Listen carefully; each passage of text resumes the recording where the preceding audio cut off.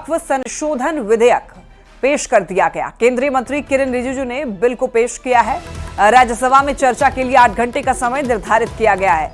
राज्यसभा में बिल पर चर्चा के लिए कांग्रेस को करीब 45 मिनट का समय मिलेगा, जिसमें पार्टी के प्रमुख नेता वक्फ बिल के विभिन्न पहलुओं पर अपनी राय रखेंगे। बीजेपी की तरफ से जेपी नड्डा, सुधांशु त्रिवेदी, बृजलाल, राधा मोहन दास अग्रवाल, गुलाम अली खटाना हिस्सा लेंगे। कांग्रेस की तरफ से अभिषेक मनु सिंघवी, इमरान प्रतापगढ़ी बोलेंगे। तो राज्यसभा में भी वक्फ बिल को पेश किया गया है। बताते चलें आपको 45 मिनट का समय कांग्रेस को मिलने वाला है, जिसमें कांग्रेस के सदस्य राय रखेंगे 45 मिनट तक। और बताते चलें आपको 45 मिनट का समय मिलेगा, जिसमें पार्टी के प्रमुख नेता वक्फ बिल के विभिन्न पहलुओं पर अपनी राय रख सकते हैं। बीजेपी की तरफ से देखिए जेपी नड्डा होंगे, सुधांशु त्रिवेदी होंगे, बृजलाल, राधा मोहन दास अग्रवाल, गुलाम अली खटाना इसमें हिस्सा लेंगे। ये जेपीसी ने जो काम किया है, इससे ज्यादा पूर्व में जितने भी जेपीसी बने हैं, इतना लंबा, इतना व्यापक काम आज तक नहीं हुआ है। कुल मिलाकर के 284 संगठन, स्टेक होल्डर्स, अलग अलग क्षेत्र के लोगों ने जेपी के समक्ष आकर के अपने बातों को रखा, ज्ञापन सौंपा और 97 लाख से भी ज्यादा, अब छोटा मोटा पत्र को मिलाकर के 1 करोड़ से ज्यादा हमारे देश के लोगों ने ज्ञापन सौंपा है और अपना मत को जेपीसी और मंत्रालय को दिया है। तो किसी बिल को सदन में चर्चा करने से पहले 1 करोड़ से ज्यादा सुझाव मिलना, ये भी अपने आप में ऐतिहासिक है। देश भर में वक्फ संशोधन बिल पर हंगामा मचा हुआ है। झारखंड सुन्नी वक्फ बोर्ड में भी संशोधन बिल को लेकर चर्चा है। और देखिए, फिलहाल झारखंड सुन्नी वक्फ बोर्ड इस बिल को लेकर वेट एंड वॉच की स्थिति में है। झारखंड सुन्नी वक्फ बोर्ड के सदस्य मौलाना तहजीबुल हसन से बात की संवाददाता संजय कुमार सिन्हा ने। वक्फ संशोधन बिल पर इस समय देश भर में चर्चा छिड़ी है। तमाम लोग अपने अपने तरीके से इस बिल का आकलन कर रहे हैं। यह संशोधन बिल है, लेकिन झारखंड वक्फ बोर्ड जो है वो इस बारे में क्या सोच रहा है, यहाँ संपत्ति कितनी ज्यादा है। चूंकि झारखंड में थोड़ी सी कहानी अलग इसलिए कि झारखंड में शिया और सुन्नी दोनों वक्फ बोर्ड एक ही है। तो ऐसे में हमारे साथ इस बोर्ड के सदस्य जो हैं मौलाना तहजीबुल हसन, उनसे जानेंगे। देखिए, वक्फ संशोधन बिल जो अभी लाया जा रहा है, इससे मुसलमानों में निराशा पाई जा रही है। अटल बिहारी वाजपेयी जी ने भी राज किया है। अटल बिहारी वाजपेयी जी को क्या ये मालूम नहीं था कि यहाँ पे वक्फ संपत्ति के कागजात नहीं हैं? अच्छा, झारखंड की बात करें तो झारखंड में कितनी वक्फ संपत्ति है? हाँ, तकरीबन 200 से ज्यादा वक्फ संपत्ति पाई जाती है झारखंड में।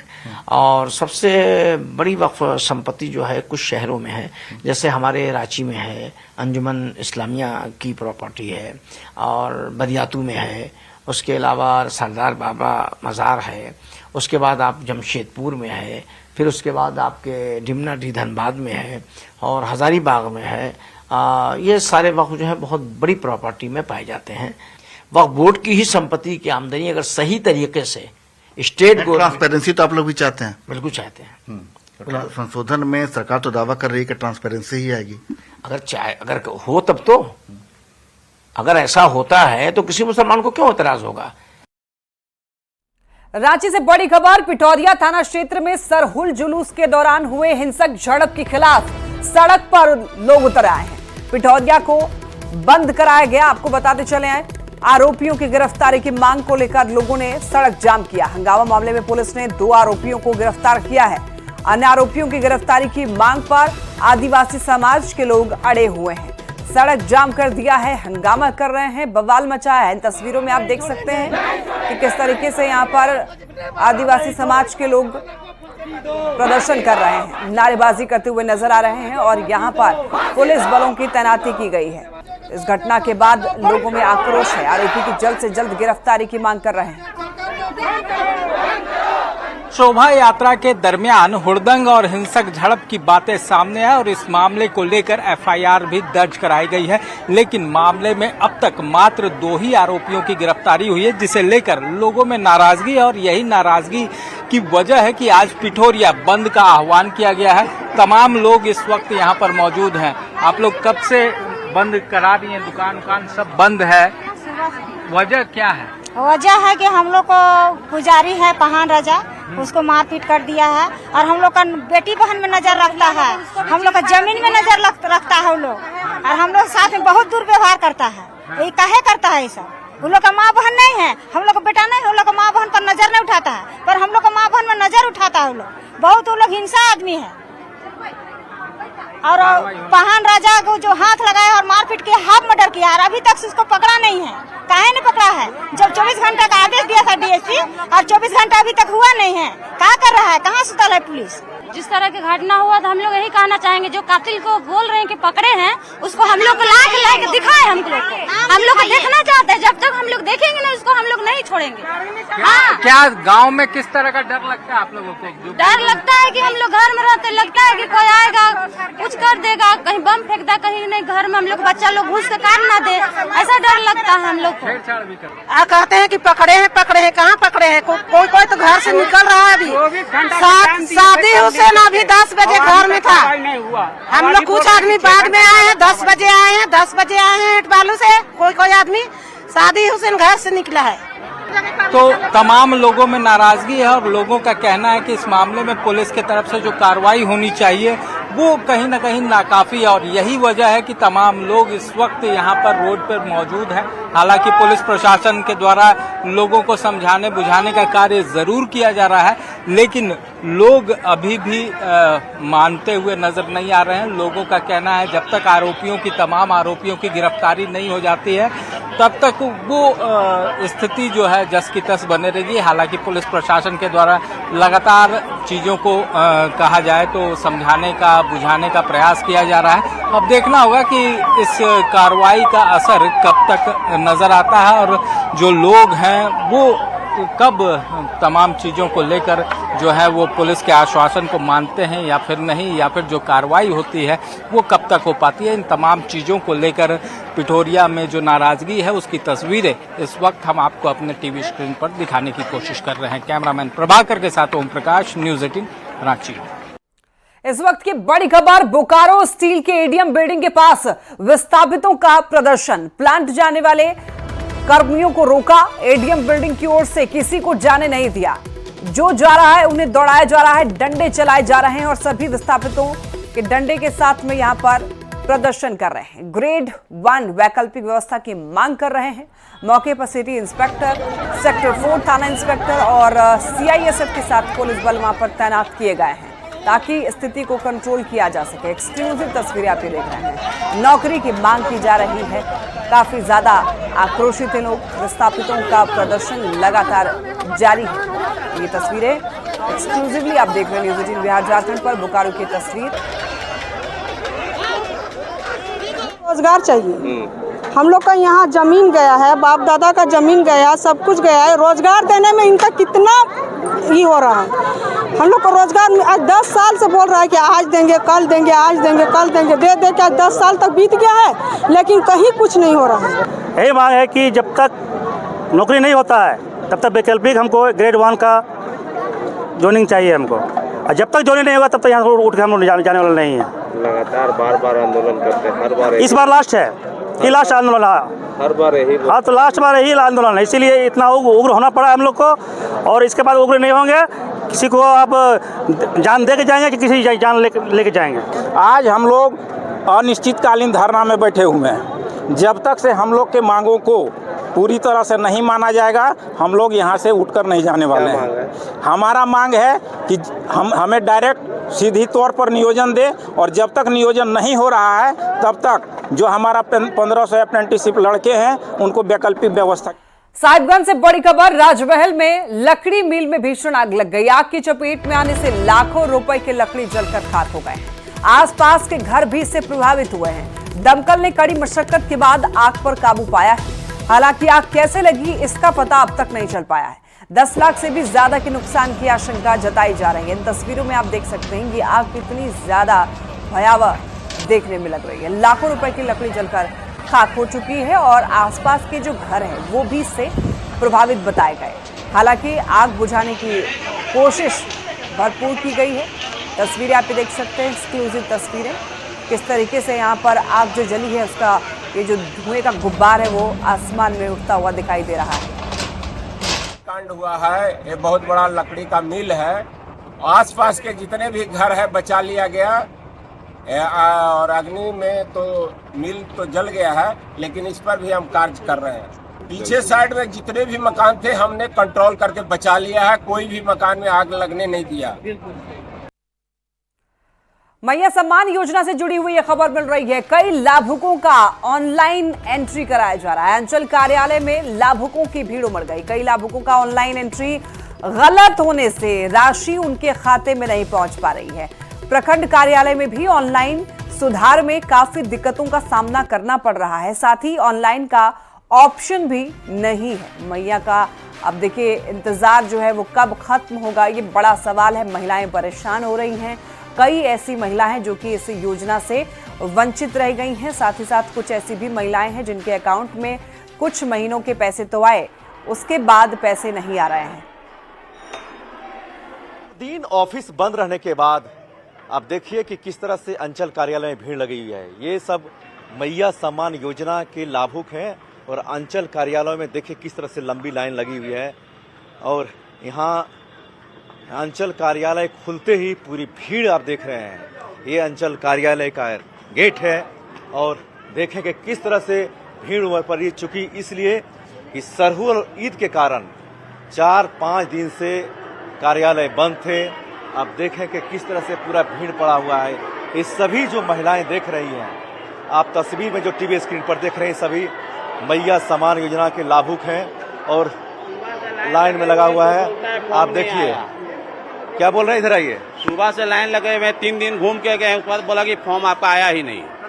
किस चीज का फॉर्म? सत्यापन फॉर्म, सत्यापन करने का मैया सम्मान। हाँ, ये क्या नियम है कि ये फॉर्म नहीं आया है? अंचल ऑफिस क्यों आए? फॉर्म लेने। किसका फॉर्म? मेरा। किस चीज का फॉर्म लेना है? सत्यापन। फॉर्म का नाम है ना मैया। अच्छा, मैया इतना मिल रहा है? अभी तो हम लोग अबे किए हैं। यहाँ अंचल में आए हैं फॉर्म भरने के लिए। फॉर्म लेना है? मैया योजना के फॉर्म नहीं मिल रहा है? नहीं। ये अंचल कार्यालय का भीड़ है। ये अंचल कार्यालय का भीड़ है और अब देखें तस्वीर में कि किस तरह से भीड़ है लगा हुआ। भीड़ देखिए आप, 4-5 दिन बंद होने के बाद ये मैया सम्मान के लाभुक इतनी भीड़ लगी हुई है। देखिए कि मैया सम्मान के लाभुकों की इतनी भीड़ लगी हुई है। 4 दिन कार्यालय बंद होने के बाद भीड़ अचानक उमड़ पड़ी है और ये सभी जो भीड़ आप टीवी स्क्रीन पर देख रहे हैं, ये मैया सम्मान के लाभुक हैं। आप देखना यह है कि कब तक इस फॉर्म लेने का भीड़ लगा रहता है और निष्पादन कब तक होता है। कैमरामैन संजीव तिवारी के साथ निरंजन सिंह, न्यूज़ 18 रांची। और खबर चाईबासा से। चाईबासा रिमांड होम से भागे 21 बाल कैदियों में से अब तक कुल 7 बाल कैदियों को वापस लाया गया है, जबकि बाकी 14 की खोजबीन जारी है।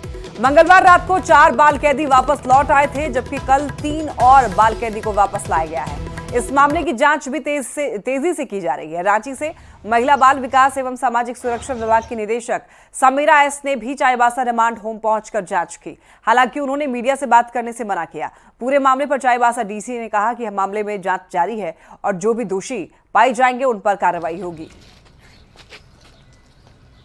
स्तर से भी और राज्य से भी टीम आई है, उसके द्वारा निरीक्षण किया गया है और सभी बिंदुओं पर बारीकी से इसको जांच की जा रही है और जांच की अनुसंधान पूरे होने के बाद जो भी इसमें फैक्ट निकल के आए हैं उसके आलोक में जो संभावित कार्रवाई है वो जरूर की जाएगी। गुमला से बड़ी खबर, नाबालिग के साथ दुष्कर्म का मामला सामने आया है। 2 युवकों पर दुष्कर्म करने का आरोप लगा है। पीड़ित परिवार की तहरीर पर मामला दर्ज किया गया। सदर थाना क्षेत्र का यह मामला बताया जा रहा है, जहां पर नाबालिग के साथ दुष्कर्म की खबर है। 2 युवकों पर दुष्कर्म करने का आरोप लगा है। पीड़ित परिवार की तहरीर पर मामला दर्ज किया गया है।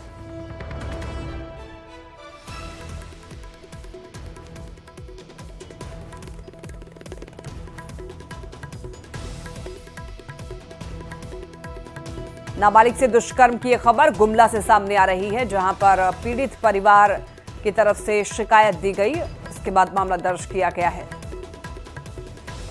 खबर गिरिडीह से मिल रही है। ट्रिपल मर्डर की गुत्थी सुलझ गई है। पति ही निकला है पत्नी और दोनों बच्चों का हत्यारा।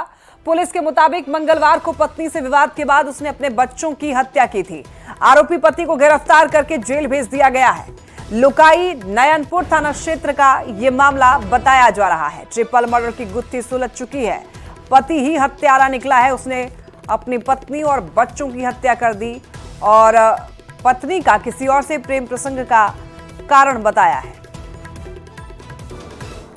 पूछताछ करने के बाद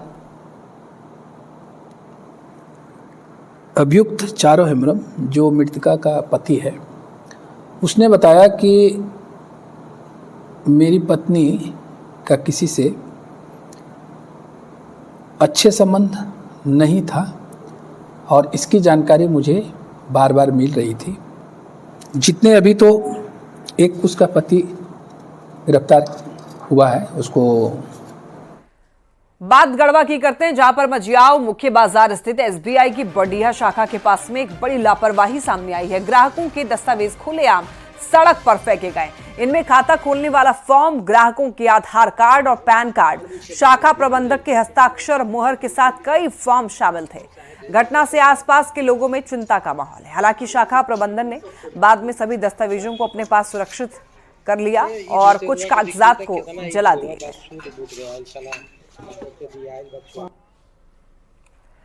जमशेदपुर में अब साइबर अपराधियों ने ठगी का नया तरीका चुन लिया है। आपके खाते में पहले पैसे डाल देते हैं। आप जैसे ही अपना बैंक अकाउंट चेक करेंगे, वैसे ही साइबर अपराधी आपके खाते को खाली कर देंगे। जी हां, साइबर अपराधी एक नया तरीका, नया तरकीब ढूंढ ली है। ये कदम एकदम से, ये जो खबर मिल रही है वो सच है। और साइबर अपराधी जो हैं, पहले आपके खाते में कुछ रकम डालते हैं, आप रकम देखकर खुश हो जाएंगे और अगर कोई अननोन ट्रांजैक्शन आपके खाते में होता है तो फिर आप तुरंत बैंक से संपर्क करें, ना कि आप खुश हों।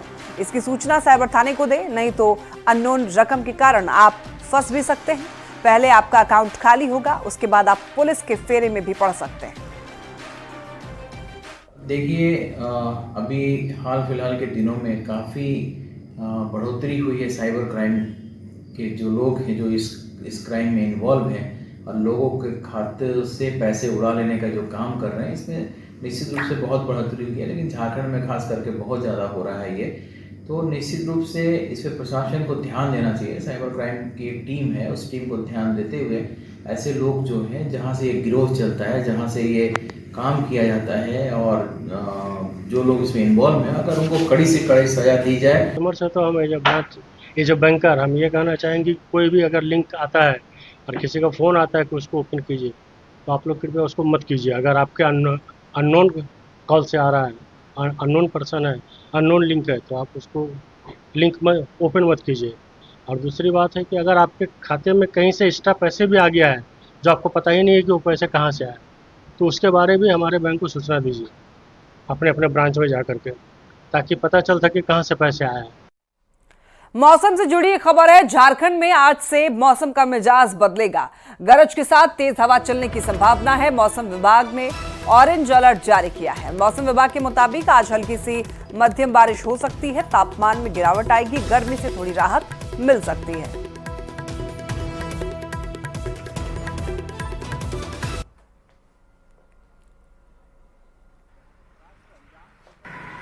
मौसम विभाग के द्वारा ऑरेंज अलर्ट जारी किया गया है। ये अलर्ट बंगाल की खाड़ी के तराई में बने निम्न दबाव और छत्तीसगढ़ सहित मध्य प्रदेश में बने सर्कुलेशन को लेकर जारी किया है, जिसका असर राजधानी रांची समेत प्रदेश भर में नजर आना है। खास तौर से अगर बात की जाए तो आज संथाल परगना के कई जिलों को छोड़कर राज्य भर में मौसम में बदलाव देखने को मिल सकता है। इस दरमियान राजधानी रांची समेत राज्य के कई हिस्सों में बादल छाने के साथ साथ तेज हवाओं के झोंके के साथ हल्की बारिश को लेकर अलर्ट जारी किया गया है। मौसम विभाग के अनुसार माने तो न सिर्फ आज बल्कि इसका असर जो है वो शुक्रवार को भी नजर आएगा। पलामू, गढ़वा, लातेहार, गुमला को छोड़कर और साथ में संथाल को छोड़कर तमाम जगहों पर बादलों का डेरा रहेगा, तो बारिश और वज्रपात की भी संभावना कई हिस्सों में जताई गई है, जिससे लोगों को गर्मी से थोड़ी राहत मिलने की आसार हैं। कैमरामैन प्रभाकर के साथ ओम प्रकाश, न्यूज़ 18 रांची। और अब बात करेंगे रामगढ़ के अभितेश की। बुरकुंडा के अभितेश पराशर को यूरोपियन देश हंगरी की राष्ट्रीय क्रिकेट टीम का कप्तान बनाया गया है। पढ़ाई के दौरान ही अभितेश का चयन हंगरी की राष्ट्रीय क्रिकेट टीम में हो गया था। बाद में उनकी ऑलराउंड प्रदर्शन और प्रतिभा को देखते हुए हंगरी क्रिकेट बोर्ड ने उसे टीम का कप्तान नियुक्त कर दिया है। मुझे हंगरी की कैप्टनसी करके बहुत अच्छा लग रहा है। मैं बहुत शुक्रगुजार हूँ हंगेरियन क्रिकेट एसोसिएशन का, जिन्होंने मुझे ये मौका दिया इस देश को रिप्रेजेंट करने का, जहाँ पे मैंने कुछ साल गुजारे हैं। और बहुत अच्छा महसूस होता है जब मैं अपने टीम वालों के साथ खेलता हूँ। और मैं अपने टीम वालों का भी बहुत शुक्रगुजार हूँ कि उन्होंने मुझे सपोर्ट किया इस बुरकुंडा का निवासी अभितेश पराशर यूरोपियन देश हंगरी के राष्ट्रीय क्रिकेट टीम का कप्तान चुना गया है। दरअसल वो हंगरी पढ़ाई के सिलसिले में गया था और इसी दौरान उसने एक क्रिकेट क्लब को ज्वाइन किया। धीरे धीरे उसका चयन हंगरी के राष्ट्रीय टीम में हो गया। बाद के दिनों में उसकी प्रतिभा को देखते हुए हंगरी क्रिकेट बोर्ड ने उसे कप्तान नियुक्त किया है। हरफन मोना खिलाड़ी अभितेश पराशर दाहिने हाथ से अच्छी गेंदबाजी करता है, साथ ही बाएं हाथ से बल्लेबाजी भी करता है। वो हंगरी पढ़ाई के लिए गया और वहाँ उसको क्रिकेट में मौका मिल गया और उसने वहाँ की हंगरी टीम में आज वो जो कैप्टनशिप में आया है, तो उसने बहुत मेहनत भी की है और वहाँ पढ़ाई के साथ साथ खेल को उसने अपना बढ़ावा दिया, अपना मन पूरा किया। और मैं भी बहुत खुश हूँ कि वो इस चैम्पियनशिप को आगे बढ़ा रहा है, जीत रहा है और वो हिंदुस्तान का बेटा हो के हिंदुस्तान का नाम रोशन कर रहा है हंगरी में। पहले तो मैं गर्व महसूस करता हूँ कि एक भारतीय वहाँ की क्रिकेट की कमान को संभाले हुए कैप्टनशिप हंगरी नेशनल टीम का कैप्टन बना और शुरू से ही वो अपना जुनून उसके सर पर सवार था क्रिकेट का, और जिसने वो अपना 100% उसने जुनून को कायम रखा। और मैं चाहता हूं कि आगे भी अपना खेलते हुए और आगे बढ़े। आपको अपने बेटे पर गर्व है? ये तो स्वाभाविक है। तो आप देख सकते हैं उनके माता पिता के चेहरे पर काफ़ी खुशी है। अभितेश पराशर के माता पिता हैं, इनका कहना है, आप देख सकते हैं ट्रॉफ़ी उन्होंने अभितेश ने कहीं जीती है, ऐसे ट्रॉफ़ी है हंगरी टीम में। अभी वो राष्ट्रीय क्रिकेट टीम का वहाँ का कैप्टन है और इनके पिता को ही नहीं पूरे क्षेत्र को और पूरे हिंदुस्तान को अभितेश पराशर पर गर्व है कि आज वो हंगरी जैसे यूरोपियन देश के राष्ट्रीय क्रिकेट टीम का कैप्टन बना है। तो ऐसे में कहा जा सकता है कि अभितेश पराशर अन्य भारतीय क्रिकेट खिलाड़ियों के लिए एक आदर्श उदाहरण है। जावेद खान, न्यूज़ 18, रामगढ़। बात गढ़वा की करते हैं, जहां पर अग्निशमन विभाग की स्थिति बेहद खस्ता हाल बनी हुई है। यहां पर कर्मचारियों की भारी कमी और पानी की आपूर्ति की समस्या हमेशा ही बनी रहती है, जिससे विभाग के कार्यों में बाधाएं भी आती हैं। बड़ी अगलगी की घटना पर परेशान होती है, परेशानी और भी ज्यादा बढ़ जाती है यहां पर अगर कुछ बड़ी घटना हो जाए तो। 3 छोटी गाड़ी और एक छोटी गाड़ी और 3 बड़ी गाड़ी, तो कर्मचारियों की कमी तो है। हाँ, आग लगने पर किस समस्या से जूझना पड़ता है? आग लगने पर सबसे बड़ी समस्या पानी का है। पानी के लिए इधर उधर भटकना पड़ता है। और इसी के साथ इस बुलेटिन में इतना ही। तमाम खबरों के लिए आप देखते रहिए।